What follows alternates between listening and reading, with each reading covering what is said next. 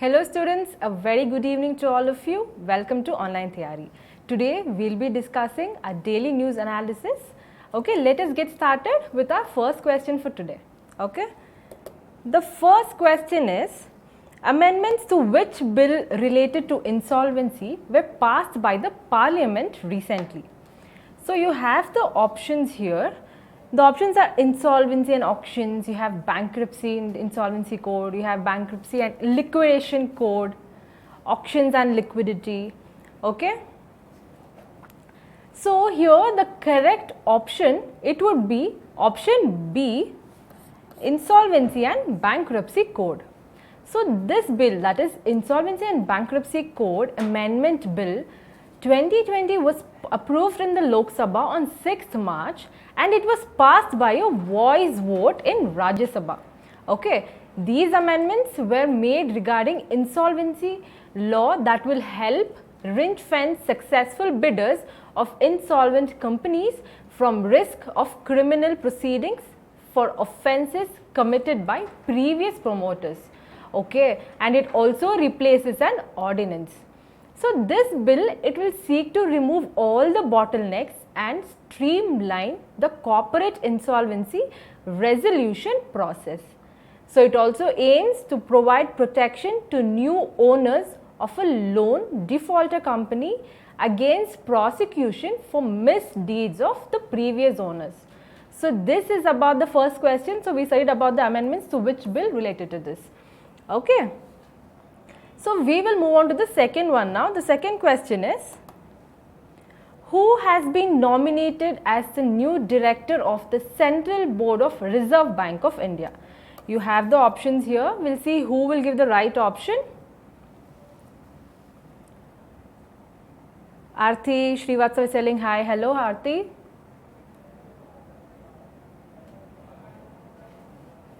Atul Kumar. Okay. So you have the options.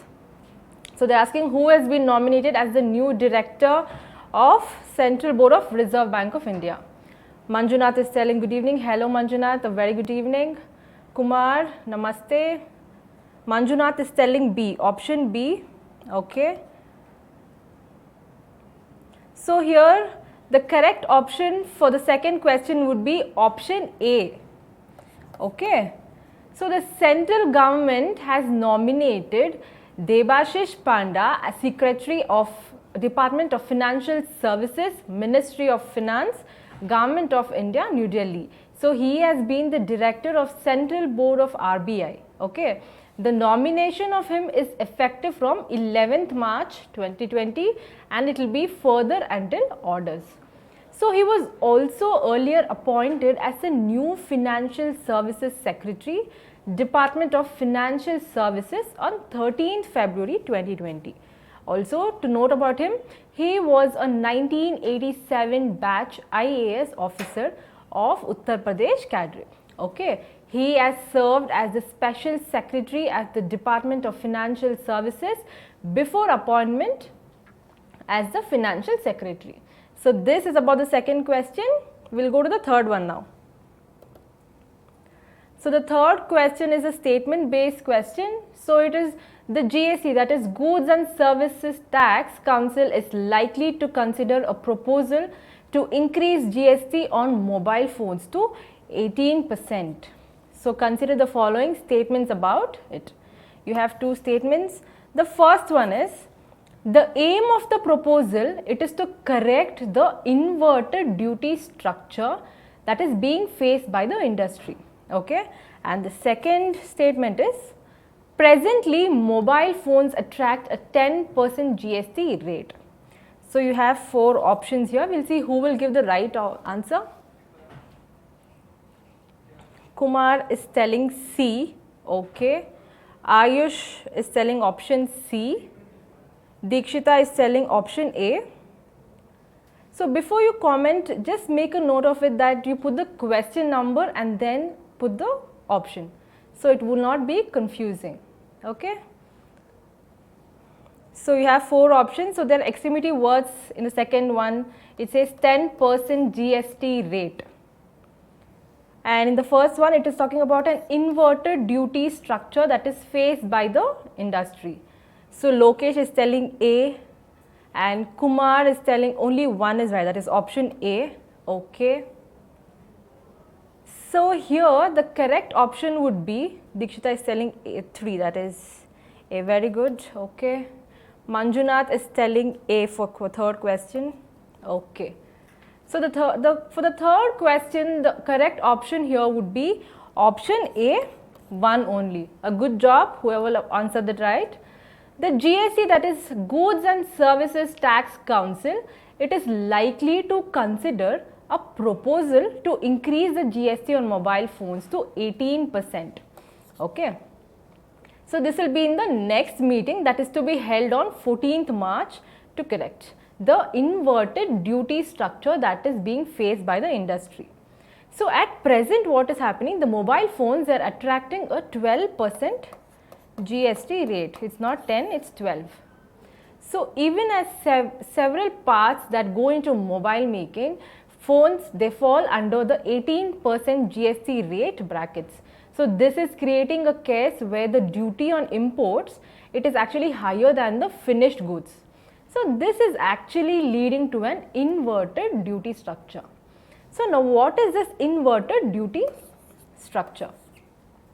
So this is referring to a taxation of inputs at a higher rates than the finished products, which are resulting in build-up of credits and cascading costs.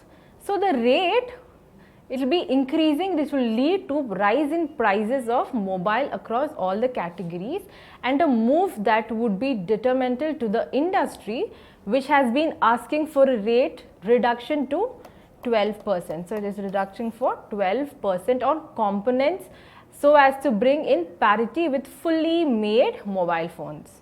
Okay, we'll go to the fourth question now. So the fourth question is, to curb the spread of fake currency notes, the Council of Scientific and Industrial Research discovered which new tool? So it is talking about a new tool. So you have 4 options here. We'll see who will give the right answer.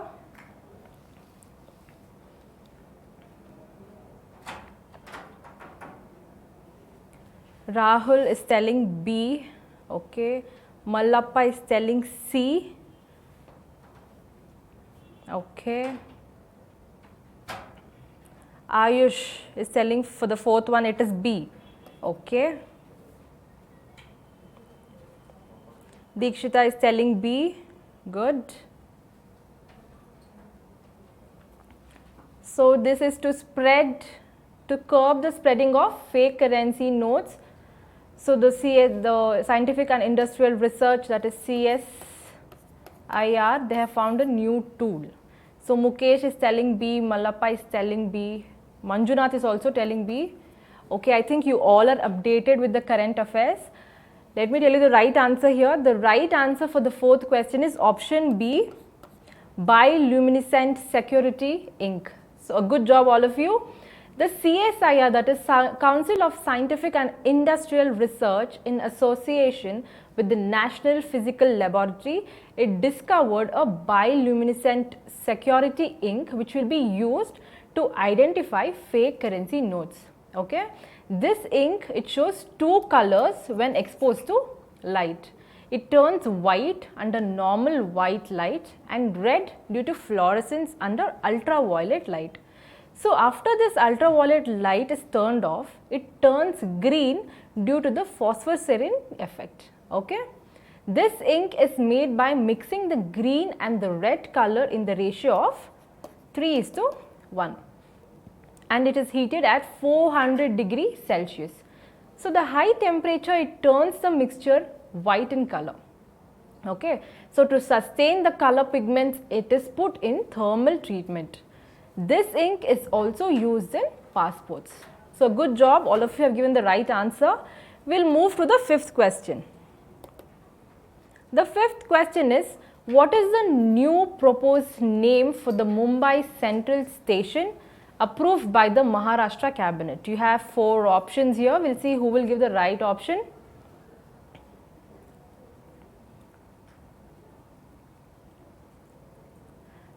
Rajan is telling hi. Hello Rajan. Shubham is telling B. I think it was for the fourth one. So the fifth question is the newly proposed name for the Mumbai Central Station that is approved by Maharashtra Cabinet. Okay. Ayush is telling D. Okay. Mukesh is telling D. Dikshita is telling B. Okay. Rahul is telling A. Okay. Mukesh is telling Nana Shangi. Okay, it is D, option D.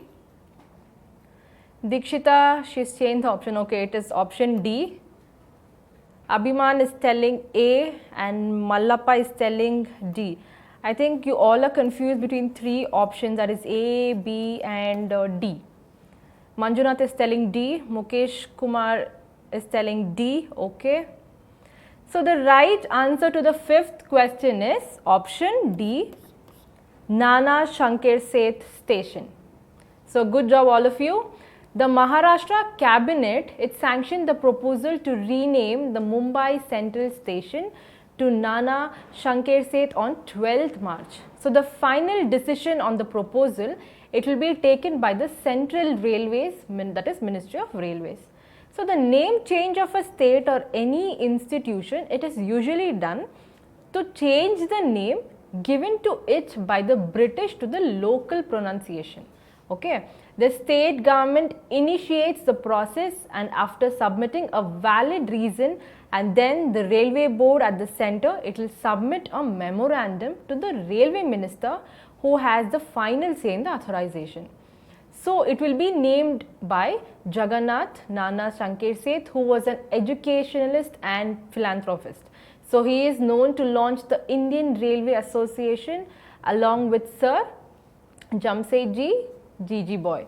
So he has initiated the proposals to set up the railways in India, and his efforts lead to the construction of railways. So he was the person who found the first political organization in Bombay Presidency, that is called as Bombay Association. Okay, a good job all of you. We'll move to the sixth question. The sixth question is, the Government of India formed a committee to make suggestions for which scheme for farmers. You have four options here. So we'll see who will give the right answer. Aditya Sharma is telling good evening. A very good evening, Aditya. Umesh is telling D. I think it's for the fifth one.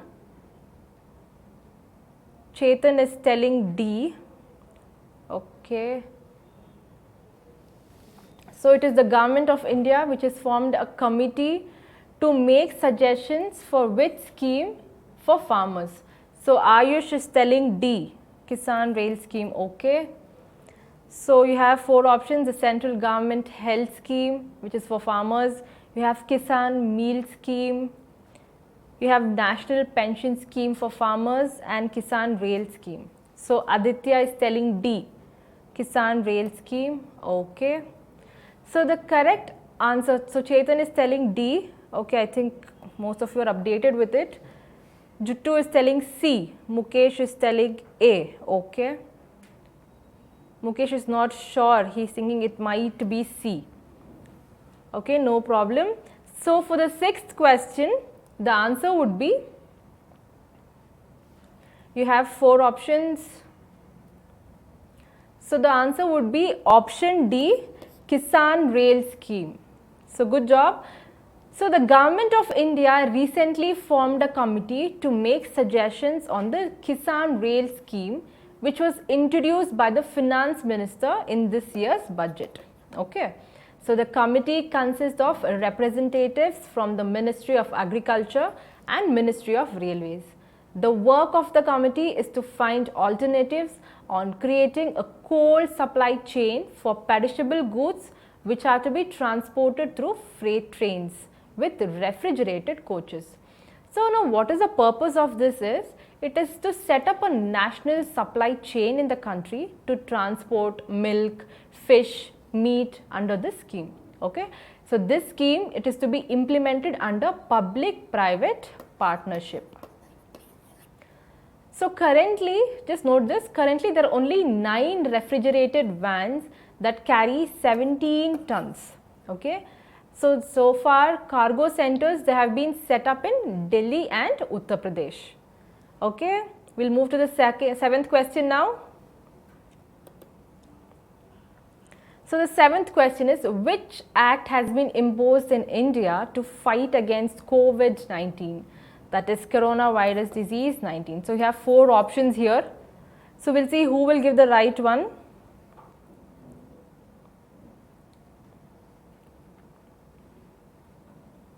So it is talking about the act that is imposed in India against COVID-19. You have Epidemic Disease Act 1987, you have Environmental Protection Act, Drugs and Cosmetics Act, and Indian Nursing Council Act. Ayush is telling A, Epidemic Disease Act 1987, okay. So you have epidemic disease. So the correct option for this, it would be option A, Epidemic Disease Act 1897. So the section 2 of Epidemic Disease Act 1897, it has been invoked by the group of ministers formed by the Government of India. So this is in order to fight against the epidemic COVID-19, that is commonly known as coronavirus. Okay. So this act, it was imposed after the infected person toll, it reached to 73 in India. So the state and central government, they can make necessary changes to the ordinary law in case the ordinary law doesn't have the solutions to deal with the problem. So any person found acting in contravention to the regulations that are made under the act, it will be punishable under the section 188. Okay. So this section 188 under the section IPC. So the Government of India, it has also advised ban on international travel and suspended all the visas to India till 15th April. It is exempting international organizations, diplomats and other visits related to this project. Okay. So this is about the 7th question. We'll move to the 8th one. So the 8th question is a statement based one. So the 8th is, the government has approved the proposals of software firm Tata Consultation Services and a realty major DLF to set up special economic zones for IT sector in Haryana and Uttar Pradesh. So regarding this, you consider the 2 statements. The 2 statements are, the first one, the total cost of the project is more than 5,000 crores.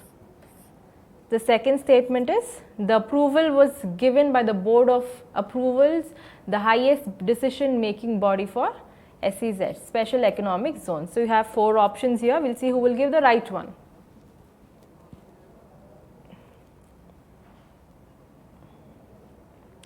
So Manjunath is telling C. I think it is both 1 and 2. Hello Manjunath. Yes, it is. You're telling it's C. Okay. So you have Aditya is telling C. Okay. Chetan Ram is telling C. Okay. So it is talking about 2 statements where talking about the total cost of the project and who has given the approval to this. So Jutu is telling C, Mukesh is telling C, Hemanta is telling B. Okay. Sapna is telling C. So most of you have given the option as C. We'll see which of the option is right.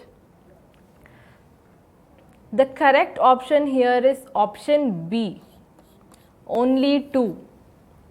I'll tell you why.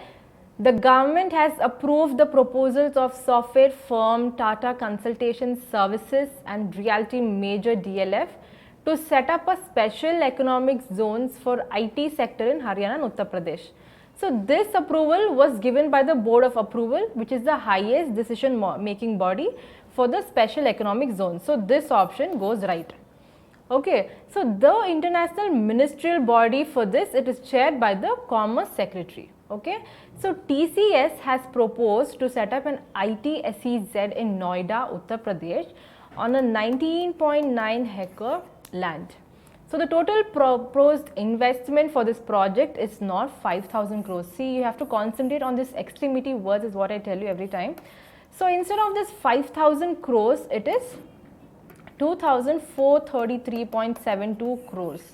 Okay. So the approval of this DFL is subject to the condition that the letter of approval for setting up of units would be issued only after the requirement of contiguity of SEZ that is fulfilled by the developer as per the relevant rules and instructions. So this is about the 8th question. We'll move to the 9th one now. The 9th question is, which golfer will be inducted in the World Golf Hall of Fame as the first member of the class of 2021? You have 4 options here. We'll see who will give the right one.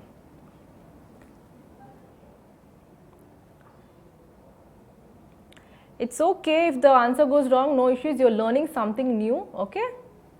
So the 9th question is talking about a golfer which will be inducted in the World Golf Hall of Fame as the first member of the class, that is of 2021. You have 4 options.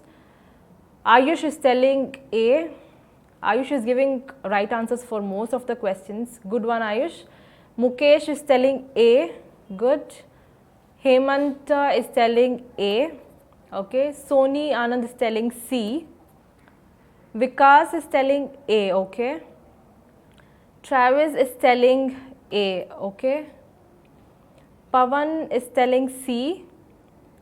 And Lokesh is telling A. Option A. Okay. Manjunath is telling Tiger Woods, that's option A. Hemant Ram is telling option D. So people are mostly confused between option A and C. So the correct option here would be option A, Tiger Woods. Okay. So good job all of you. So Tiger Woods has been inducted in the World Golf Hall of Fame as the first member of the class of 2021.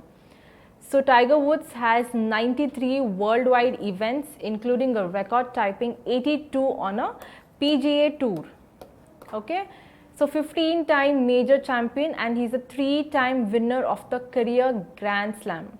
So Woods completed the Tiger Slam in 2000 and 2001 when he became the first golfer since Bobby Jones to hold all 4 major championships title at the same time. Okay. He is a 2-time champion of the Players and the first 2-time winner of the FedEx Cup. He has competed on a 8 Ryder Cup and 9 President's Cup team, which includes when he served as a playing captain of the victorious US President's Cup team in 2019. Okay, he is an 11-time PGA Tour Player of the Year winner, and he was awarded with the Presidential Medal of Freedom in 2019 following his 5th career victory at the Masters. Okay, the class of this 2021, it is elected by the Hall of Fame Selection Committee, which discuss the merits of 10 finalists. So the selection committee, it is a 20-member panel co-chaired by Hall of Fame members. Okay. So the finalists were nominated by the Hall of Fame nominating committee, which vetted every candidate that met the qualifications of the Hall of Fame 3 induction categories. So good job who are given the right answer. We'll go to the last question for the day now. The 10th question is, the assembly of which state has approved a bill on caste validity certificate? So you have 4 options here.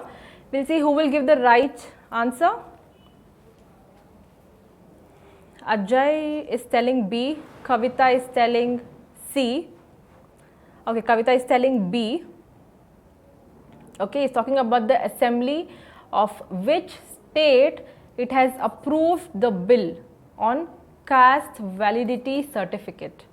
So Ayush is telling C, Maharashtra. Okay, so you have 4 options. You have Gujarat, you have Karnataka, you have Maharashtra, West Bengal. Okay, Travis is telling C, Maharashtra. Vikas is telling C. Okay, Kavita is telling B, and Sapna is telling option C.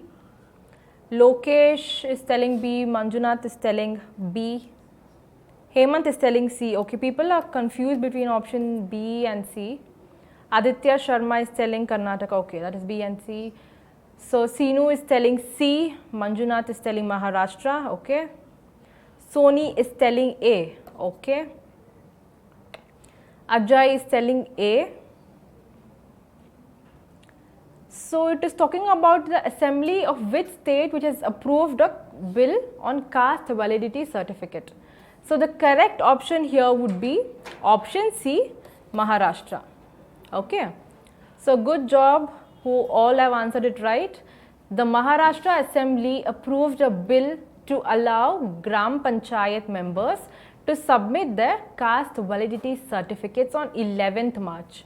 The bill will ensure that the aspiring candidates are not barred from contesting the elections if they do not have a caste validity certificate.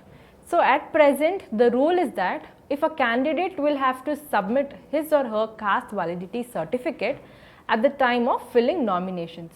Okay.